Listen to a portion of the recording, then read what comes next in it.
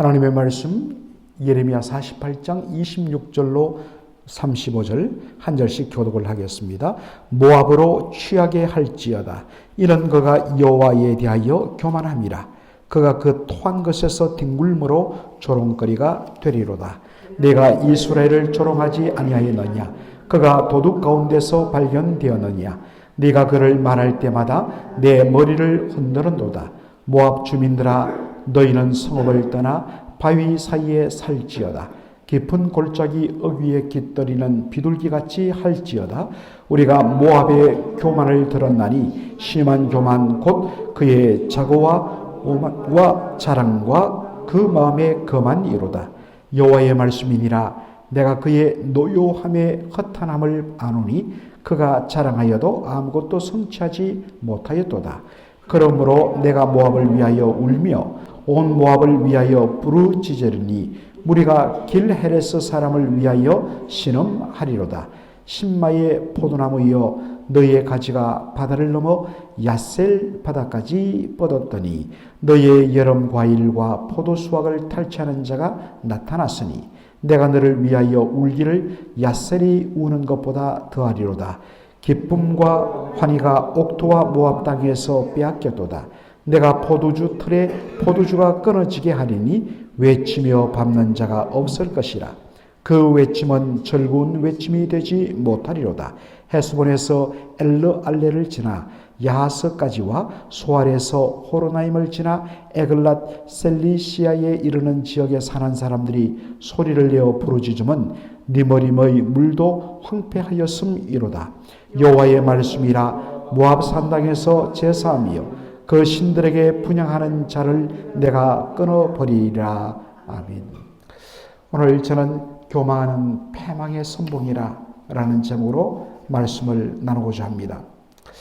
하나님께서 모압을 심판하시는 방법이 뭐냐면 그가 더 교만함에 취하게 만드는 것입니다.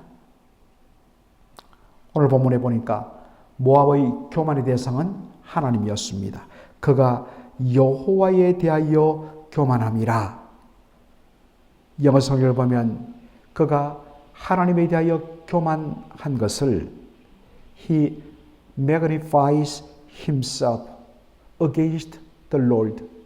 여호와 하나님에 대하여 그 자신을 magnify, 여러 가지 의미가 있겠지만 찬미하고 드러내고 높이다 라는 뜻입니다.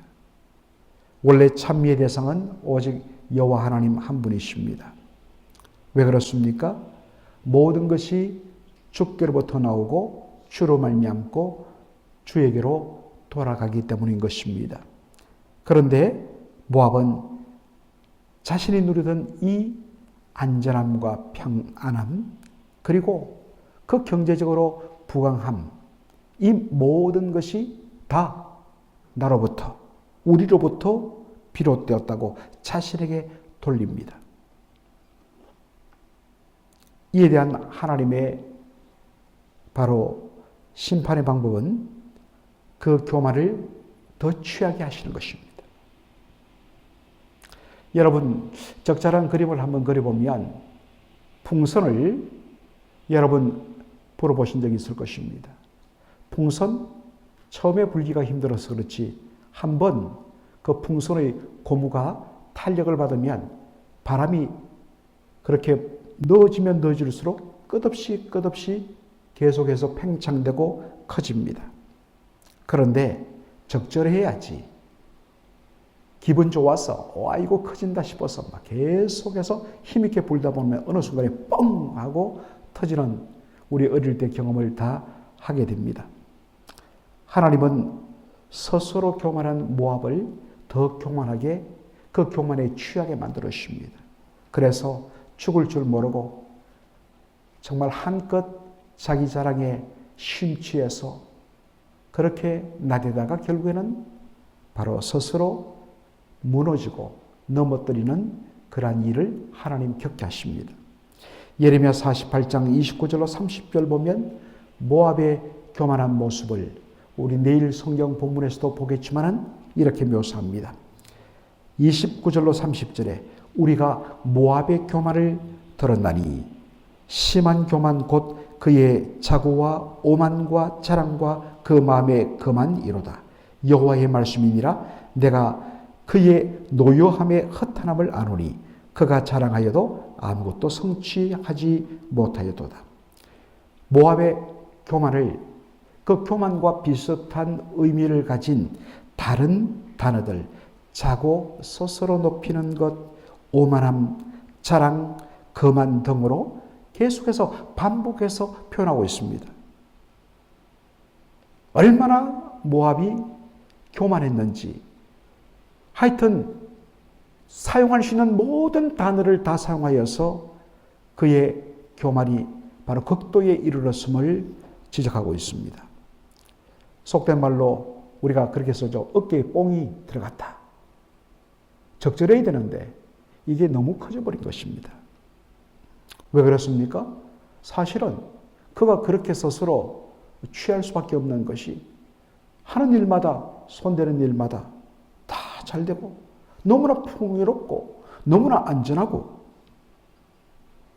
아무런 문제가 없으니까 자기 스스로 얼마나 자기를 높이는지 모릅니다.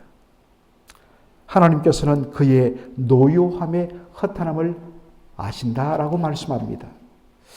한글 번역에 아쉬움이 있는데 조금 부족합니다. 제대로 번역하면 내가 모압의 오만 무례함을 잘 안다. 그러나 실상 그들의 자랑은 허풍에 불과하다. 허탄하다. 아무것도 없다는 것입니다. 사람의 교만은 자인적 이 두 가지입니다. 하나님에 대하여 이 모든 것 다 나에게서 나왔다. 내가 스스로 잘된 것이다. 그래서 하나님 필요 없습니다.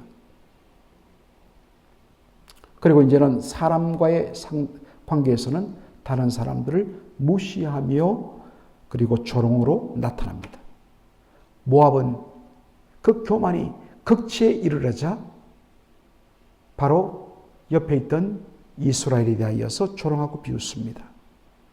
지금 이스라엘 마지막 남은 남왕국 유다는 하나님의 심판으로 정말 완전히 비참한 상태에 놓였습니다. 바빌론에 의해서 나라 전체가 초토화되고 불타고 수많은 백성들이 포로로 끌려갔습니다. 이것을 본 모압이 조롱하면서 비웃습니다. 사실 혈통적으로 따지면 이 모압은 그리고 암몬 족속은 아브라함의 조카 롯의 후손들입니다. 그래서 우리가 신명기를 보면 하나님께서 바로 40년 광야 생활을 마치고 약속의 땅으로 들어가는 이스라엘 백성들에게 이야기하죠. 너희들은 가나안 족속의 땅은 정복하되 그 주위에 있는 암몬 족속이나 모압 족속의 땅은 손대지 말라. 그들은 너희의 혈육이니라. 언제적 이야기입니까? 아브라함이 언제적 사람인데요. 그런데 한참 시간이 흘른 그 후손들에게 아브라함의 혈통을 이야기하면서 너희는 모압과 암몬을 그 땅을 단 하나도 손대지 말라고 말씀합니다. 순종했습니다. 그런데 이 모압은 어떻습니까? 뿌리를 따지자면 같은 아브라함 롯의 혈통인데 바로 이스라엘의 그 고난과 비참함을 오히려 조롱하고 기뻐하고 무시하는 그러한 태도를 보입니다. 여러분, 다른 사람들의 고난을 볼 때 그것이 어떤 의미에서는 자신의 잘못 때문에 당하는 당연한 심판이라고 할지라도 우리는 다른 사람들의 고통을 바라볼 때 두 가지의 자세가 요구됩니다. 첫째는 긍휼히 여기는 마음입니다. 둘째는 그 일을 바라보면서 나는 과연 어떤가? 자신에 대하여서 하나의 경고 워닝의 사인으로 바라보며 자신을 겸손히 살피는 자세가 요구됩니다. 그런데 모압은 이 둘을 다 저버렸습니다. 상대방을 조롱하며 비웃으며 자신을 더 높이는 그러한 짓을 했다는 것입니다. 이에 대하여 하나님이 내린 심판이 무엇입니까? 모압도 비참한 지경에 이르게 하는 것입니다. 예레미야 48장 28절 보면 모압 주민들아 너희는 성읍을 떠나 바위 사이에 살지어다. 출입문 어기 가장자리에 깃들이는 비둘기같이 할지어다 라고 되어 있습니다. 여러분, 성읍은 평안하고 안정적인 삶이 보장되는 곳입니다. 반면 여기에 바위 사이라는 것은 여러분 이 바위가 가득한 곳에 그 사이에 갈라진 틈, 그것을 가리킵니다. 피난 가서 어떤 의미에서는 들어갈 곳이 없으니까 갈라진 바위 틈에 들어가서 오늘처럼 이렇게 비가 내린다. 정말로 여러분들 그런 틈 사이에서 쏟아지는 비를 겨우 피하지만은 정말 빗방울이 이리저리 튀면서 몸을 오싹이는 그러한 비참한 피난민 모습을 바로 연상케 합니다. 출입문 어기 가장자리에 깃들이는 비둘기라. 어디 그할 곳이 없어서 정말 그 비를 피해서 동굴 그 끝자락에 겨우 이렇게 몸을 움츠리면서 보들보들 떠는 비둘기 모양의 어떤 피난민들의 비참함을 그려주는 묘사입니다. 모압은 교만하게 이스라엘의 비참함을 조롱하며 비웃다가 도리어 그들도 그 이상의 비참한 신세에 떨어지게 된 것입니다. 오늘 봅니까? 그들의 자랑의 근원이 놉니다.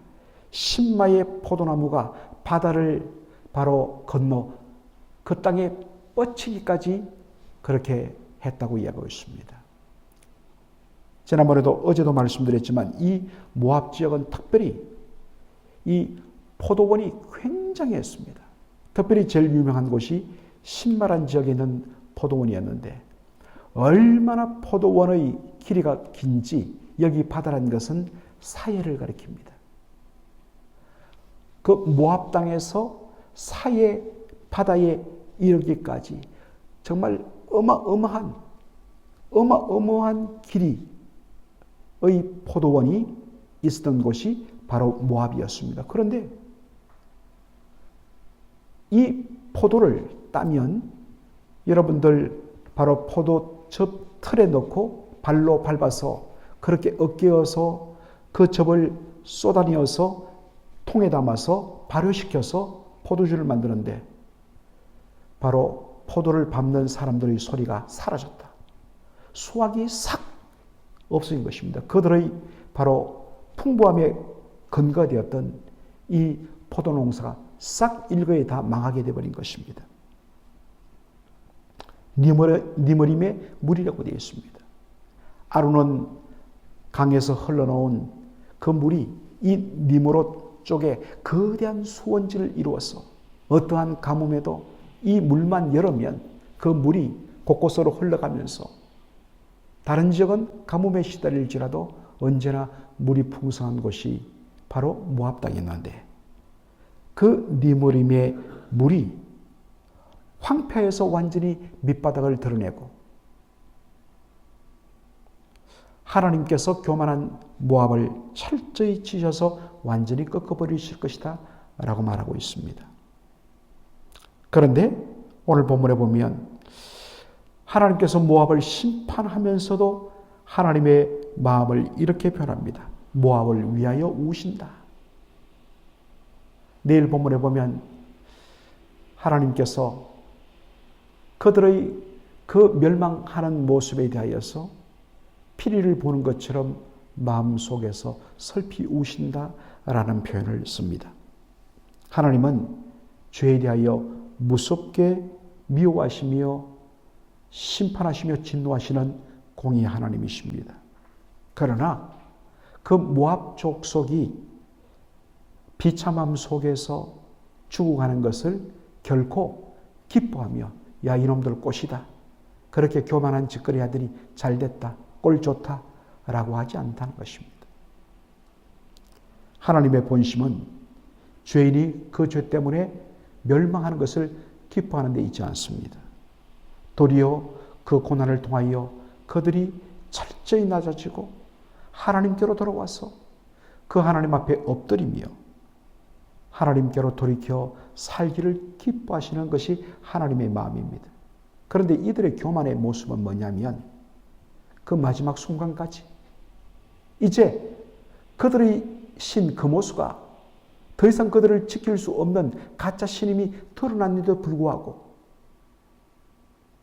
살아계신 하나님께로 돌아오는 것이 아니라 더더욱이나 그럴수록 더 우상숭배 마지막까지 자기를 도울 수 없는 우상에게 향을 태우면서 심지어 이 모압의 금오수 신앙숭배의 특징은 자신들의 자식을 불태우는 짓을 했습니다.